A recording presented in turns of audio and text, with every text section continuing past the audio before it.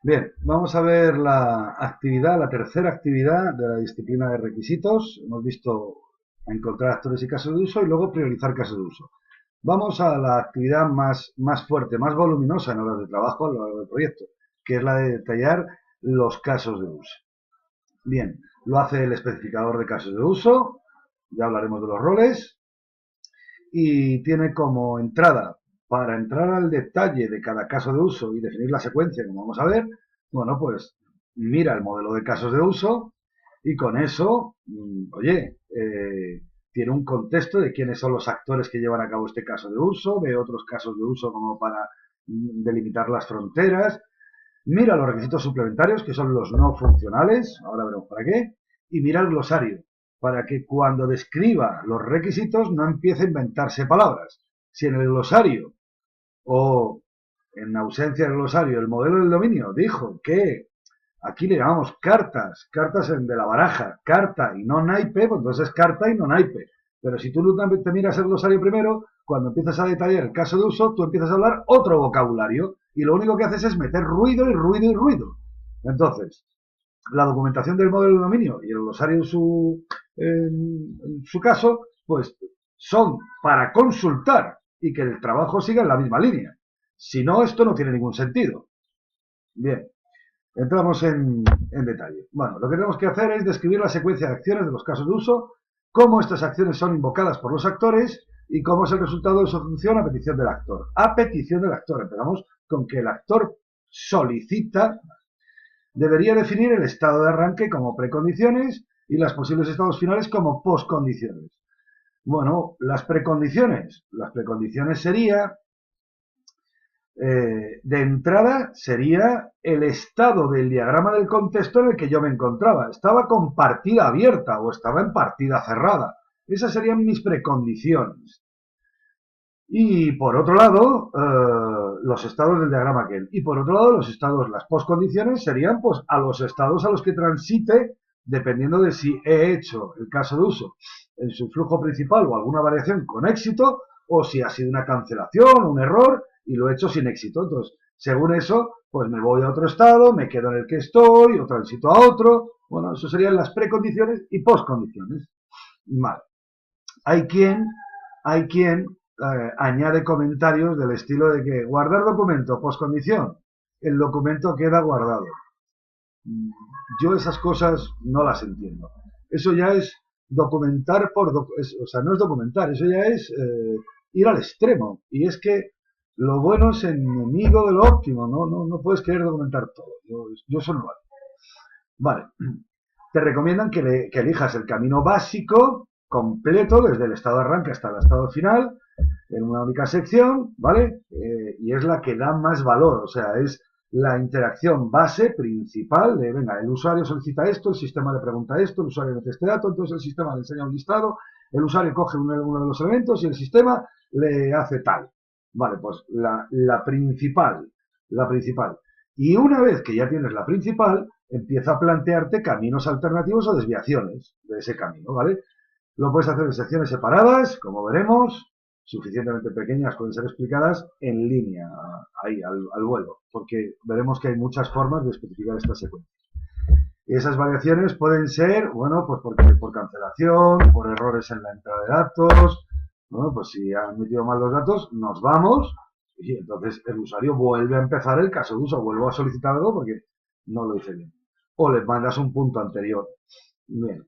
O porque el sistema deja de funcionar, que también si es un sistema que presenta fallos, pues contemplará requisitos de ese estilo, de no cabe, no hay espacio de memoria en el disco duro. Bueno, pues si el software lo contempla, el requisito lo dice.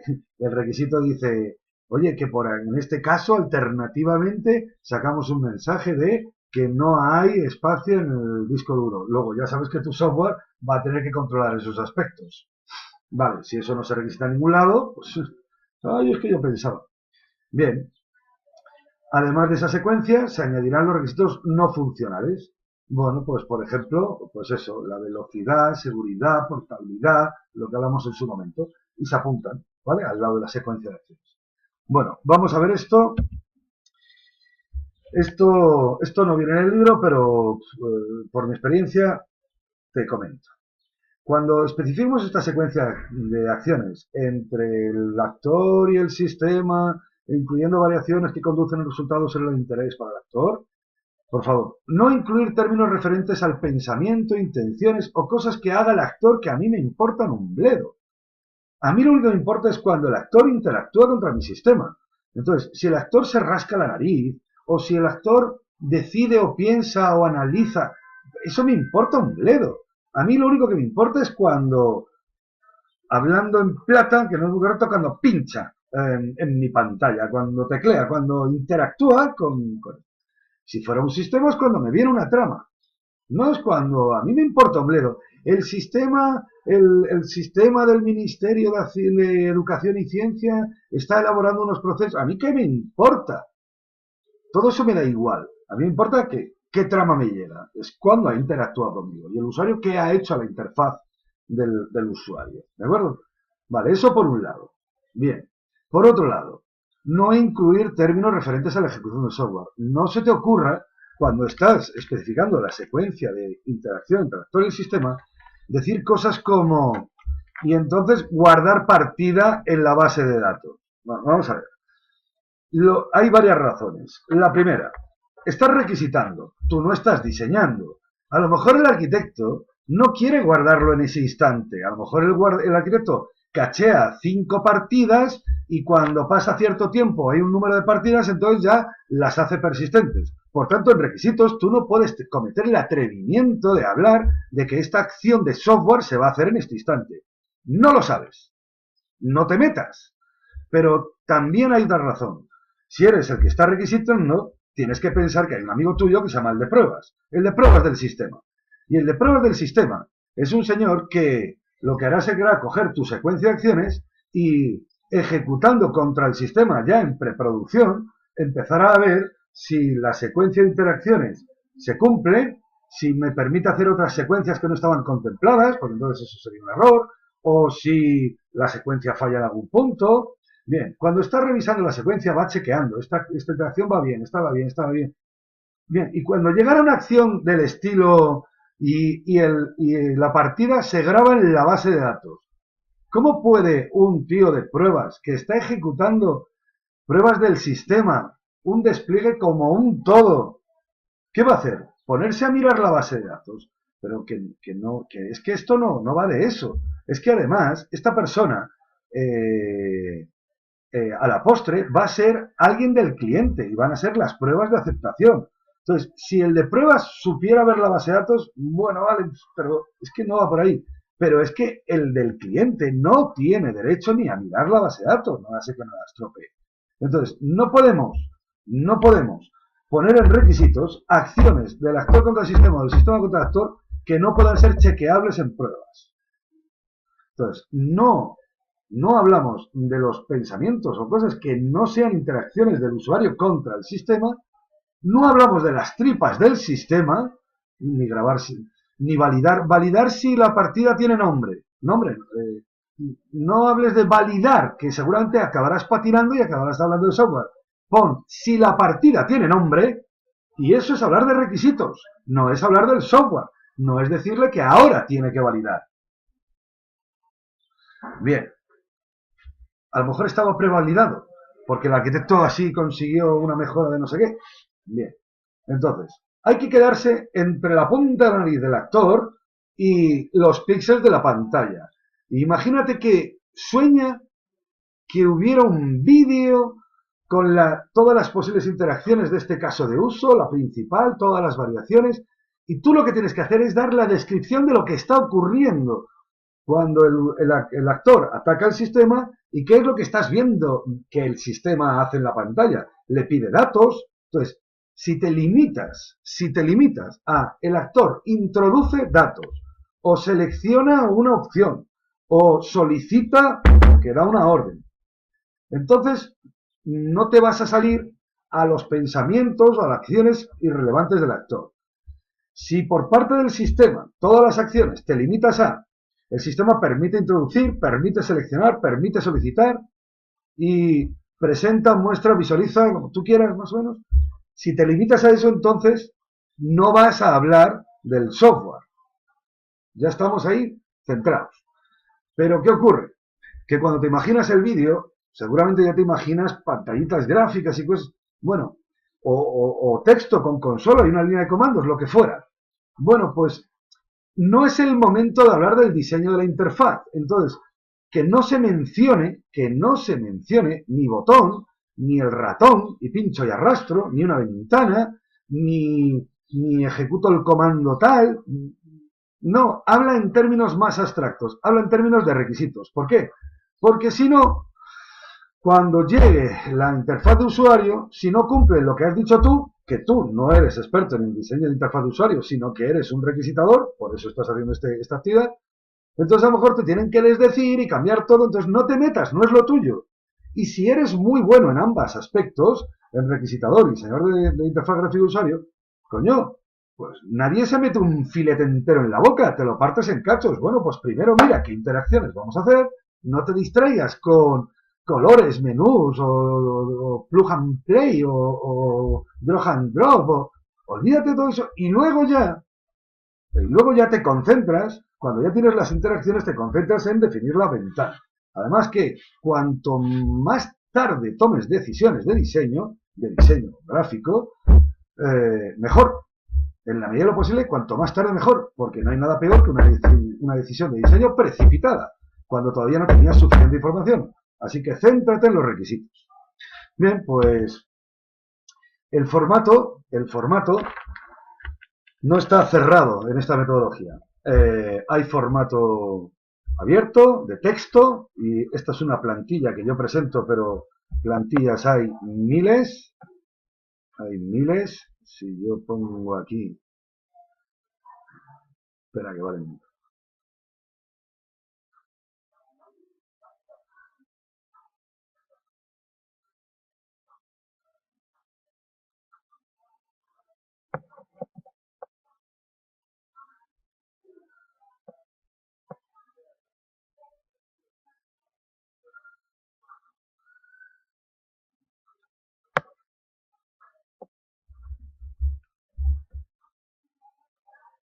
Bien, este es el primer formato para la especificación, el detallar los casos de uso. Este es un formato que es una propuesta, es la mezcla de algunos que vi en su momento, porque textualmente no hay un formato establecido. Si tú te metes en un buscador y escribes Use Case Specification, te encontrarás mogollón de formatos diferentes, unos a dos columnas, otros con una columna, otros ponen que si el actor, la precondición, la poscondición, los otros sí, los otros tal cual. Está abierto. En la metodología no establecen un formato específico. Seguramente, ¿por qué? Bueno, esto puede ser alegre por mi parte. Bueno, porque ellos lo que han hecho en la historia de UML es ir incorporando nuevas herramientas, nuevos diagramas, nuevos tal, cuando consideran que esto ya está bien estable, ha demostrado la viabilidad, etcétera, etcétera. Y yo creo que en este caso no lo han encontrado. Entonces, por eso todavía no hay un formato estándar del UML. Pero es increíble, porque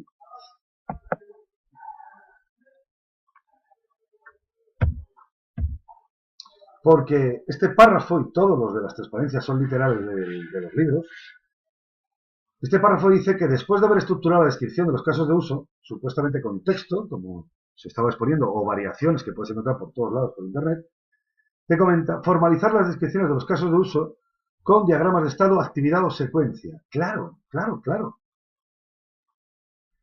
Vamos a ver, pero si lo que voy a describir son secuencias de acciones del actor contra el sistema y del sistema contra el actor. Secuencias de acciones en los diagramas de UML me vale el diagrama de secuencia y un elemento con su línea de vida es el actor y otro elemento con su línea de vida es el sistema, pero el sistema como un todo, sin entrar por dentro y esos diagramas de secuencia horrorosos con 8 o 10 líneas de vida, eso no. Dos, el actor y el sistema. Dos líneas de vida y entonces empieza a expresar las acciones con mensajes, claro, ya está.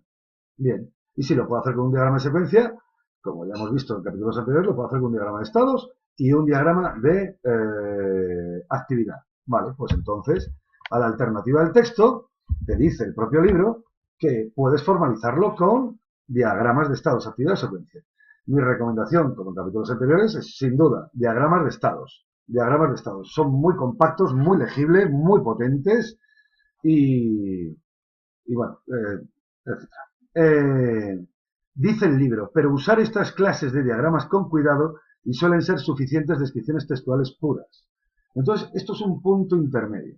Yo, para explicar la asignatura, no voy a hacerlo con texto y a medio gas. O sea, requisito, pero no requisito del todo. No, vamos a aprender la forma más difícil. Así, si algún día quieres hacerlo medianamente requisitado, porque te lo permite el contexto del proyecto, porque el proyecto es tan fácil, lo que es tan asumido, que no hace falta tener que estar documentándolo, porque todo el mundo del equipo lo sabe, pues entonces lo haces a medio gas. Pero aquí lo vamos a hacer a tope. ¿A tope? Bueno, pues con diagramas de estados, consecuencia y actividad. Vale. ¿Qué quedaría? Este es el modelo de texto, que está abierto, es uno de entre tantos, y esto sería con un diagrama de estados.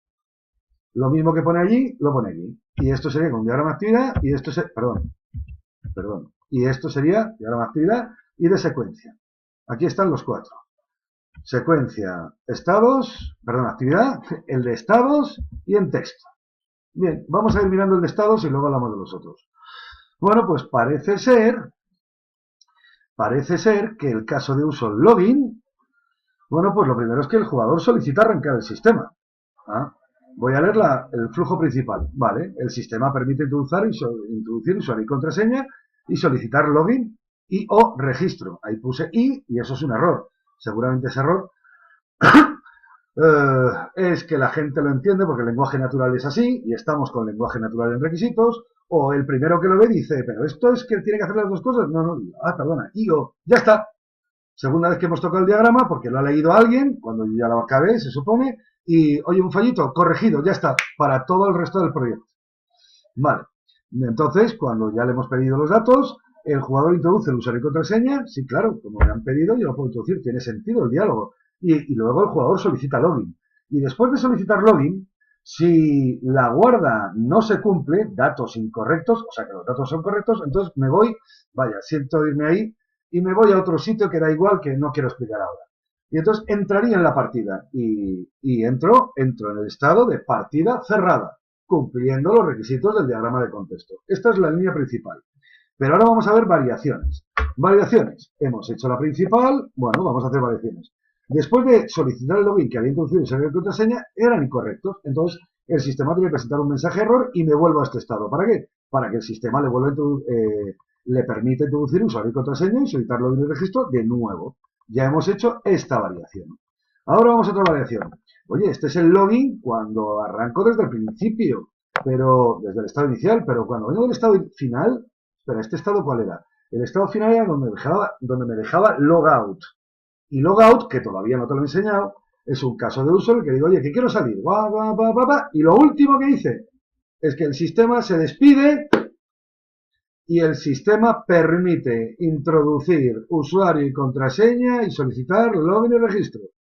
Como esa es la última acción del logout, entonces cuando yo comienzo, es una variación, hemos visto esta, que va para atrás, pero ahora vemos otra diferente.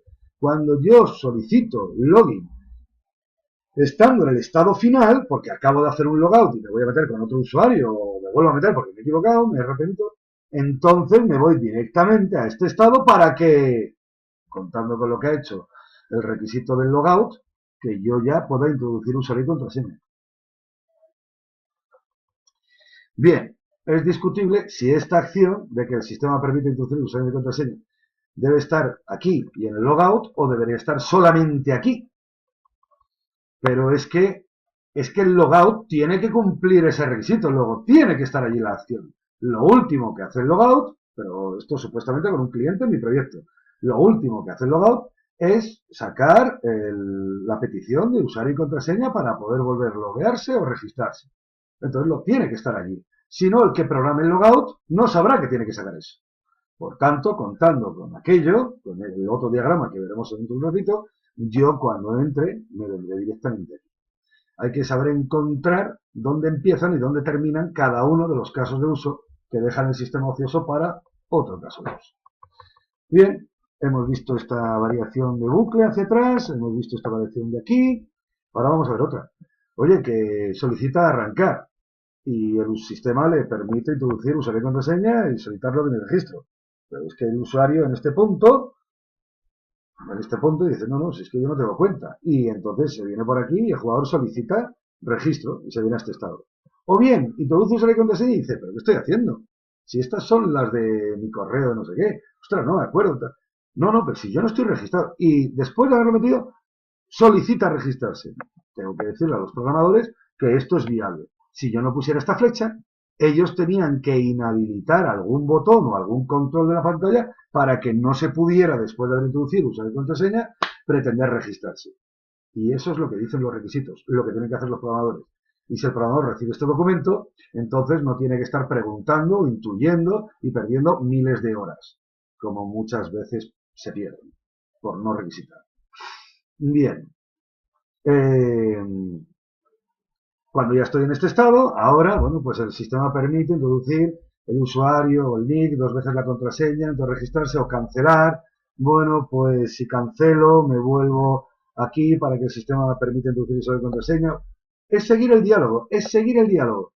Y aquí hay una condición y aquí hay otra, hemos visto todo. Es seguir el diálogo que mantiene la interacción entre el actor contra el sistema contra el actor. Bien, vale. Muy bien. Insisto, esta es la forma más profusa de requisitar, o sea, ya más no se puede requisitar. Si tú consideras que todo esto con tu equipo y tu cliente lo puedes resumir con login estándar, como siempre, como en todos lados, y crees que os entendéis o con 2 frases más, bien, pues up to you, ¿de acuerdo? Pero en otros puntos ayuda muchísimo a que esto esté requisitado, porque bueno, todos nos entendemos, todos sabemos que no nos entendemos. Vale. Este es el diagrama de especificación del caso de uso login y lo hemos llevado a cabo con un diagrama de estados. Debemos hablar de los diagramas no por el tipo de diagrama, el diagrama de estados. No, hombre, no. Este es el diagrama de la especificación del caso de uso login. Y sí, es de estados. Pero igual que de estados es el diagrama de contexto de los casos de uso o el del ciclo de la carga. Hay que hablar por el nombre del diagrama de lo que estoy haciendo. Bien, una alternativa a esto hubiera sido con un diagrama, casi no se ve, pero hubiera sido con un diagrama de actividad. Y en un diagrama de actividad lo que me encuentro es que las acciones que estaban en las flechas de transición entre dos estados en el diagrama anterior aparecen recuadradas como acciones. Era la diferencia entre ambos dos diagramas. Este diagrama en particular no está estructurado. Quiero decir, me abro y me cierro. Esto está lleno de gotos por donde me da la gana. No hay una estructura toda estructura tiene un punto de entrada y un punto de salida, sino que aquí perfectamente estoy abriendo 2 ramas por una condición de un supuesto if, pero la rama del den luego se va para arriba y la rama del se va para abajo. Estos son gotos. Estos diagramas a ver, si no están bien estructurados, no ayudan mucho a su seguimiento y no visualizan igual que el de estados. Y si están estructurados, te aseguro que no son así. Son muchísimo más complejos. Y eso es lo que nos ocurre con los odiados diagramas de secuencia, que es que, vamos, esto es una locura, porque este sí te exige, con alternativas y loops, como hicimos en el capítulo de UML, que tú me estructures absolutamente toda la solución, y eso no es trivial. Entonces, de los 3 diagramas, bueno, pues sin duda te dan 3 a elegir. Yo te recomiendo el de estados. Y el de texto pone lo mismo. Este es un formato y hay otros formatos. Revísalo en internet. Pero pone lo mismo. La secuencia principal, main, acción 1, 2, 3 y 4. 4 y 5. Solicitar arrancar el sistema, permite introducir usuario y contraseña, introduce usuario y contraseña, solicita login. Y luego nos vamos al sitio raro que ya hablaré. Pero hay una variación que empieza a partir de la acción 1, o sea que la principal no hace nada, y se va directamente a la 3, login correcto tras el arranque.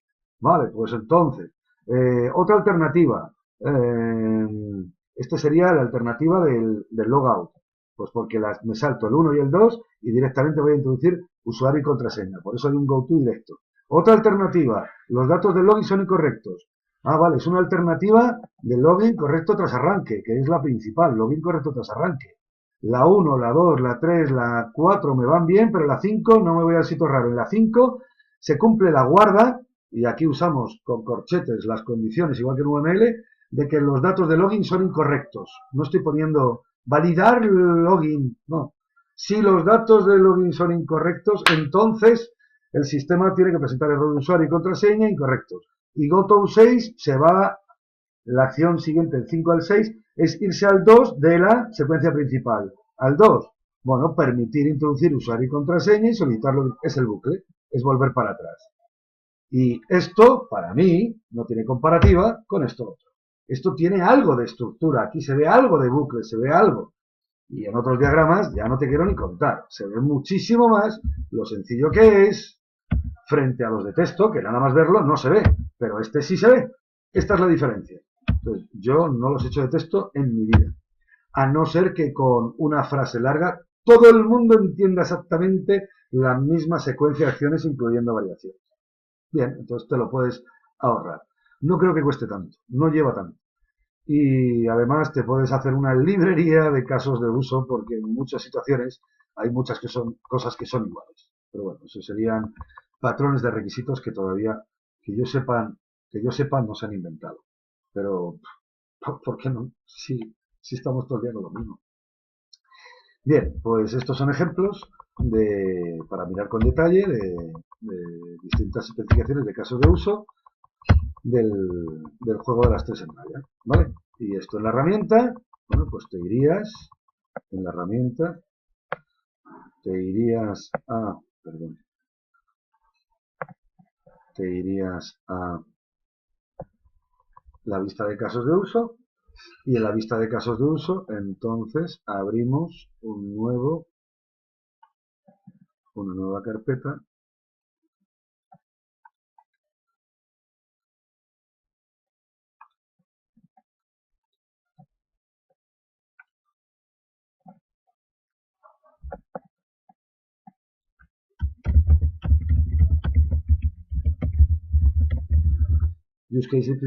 Use case specification, y aquí dentro, bueno, pues para cada caso de uso hacemos un diagrama de estados.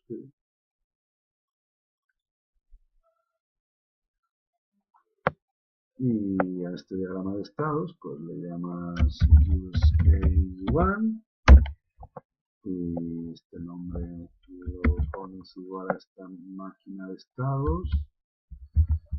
La diferencia es que este es el diagrama y la máquina de estados además tiene, la diagrama tiene unos elementos que van a aparecer ahora. Entonces te pones aquí, hacer pum, y pones aquí un estado. En estos estados, esta herramienta te pide un nombre, pero ponerle nombre a cada estado es tontería. Es como después de la acción peinar, pues peinado. Entonces, como te exige un nombre, bueno, pues yo lo que pongo un punto para que no moleste. Y entonces aquí es donde empezamos a escribir. El actor no sé qué, el jefe de estudios solicita el caso de uso. Te solicita cierta acción o funcionalidad. Llámale por hablar en genérico. Funcionalidad. Vale, bien. Pues, si el actor ha solicitado eso, seguramente será con un botón o con un comando, eso me da igual. Entonces, ¿qué hace el sistema? El sistema, pues típicamente, o le pide datos o reacciona enseñándole el resultado de lo que acabamos de hacer. Entonces, pues ya dependiendo, es pensárselo y empezar a escribir pues todas las... Bueno, igual que el diagrama de estados que hemos hecho ya varios, ¿de acuerdo? Aquí pondríamos el índice, el otro índice, y déjame señalar... Bueno, espera, lo hago que no me cueste también. Este es el índice a la vista de casos de uso, este es el índice general, esto, vale, y aquí me vengo a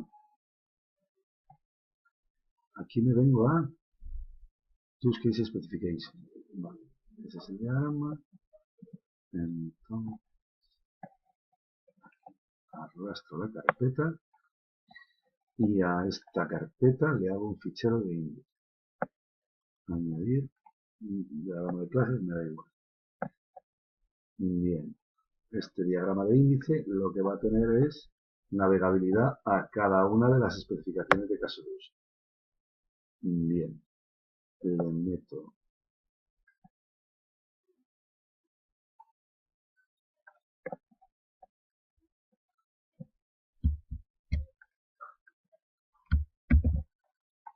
al índice, le llamo index, use case specification, me pongo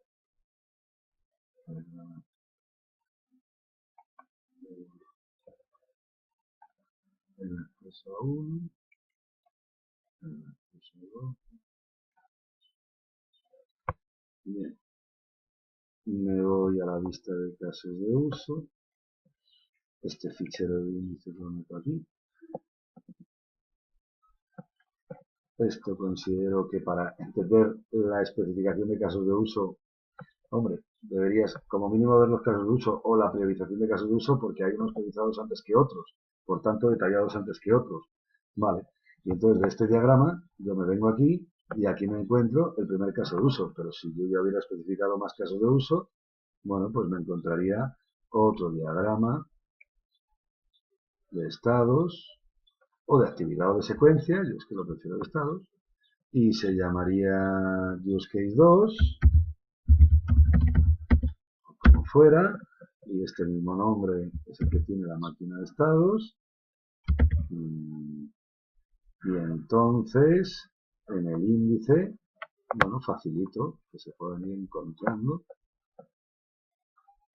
Perdón, es el diagrama, no la máquina. Que se pueden ir encontrando y que se puedan navegar.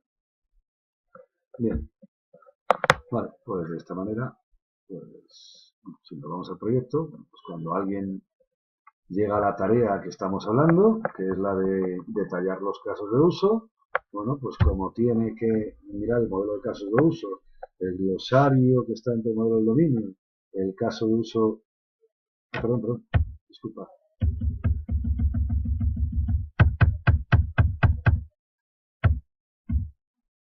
Como tengo que mirar el modelo de casos de uso, el glosario que estaría en el modelo del dominio y los requisitos suplementarios, bueno, pues yo con la herramienta lo que puedo es, pues nada más empezar, si tengo que hacer el detalle de casos de uso, bueno, pues lo primero, pues me vengo para acá, a ver dónde está ese caso de uso, quién lo tiene, es el 1, es este actor, solo es este actor.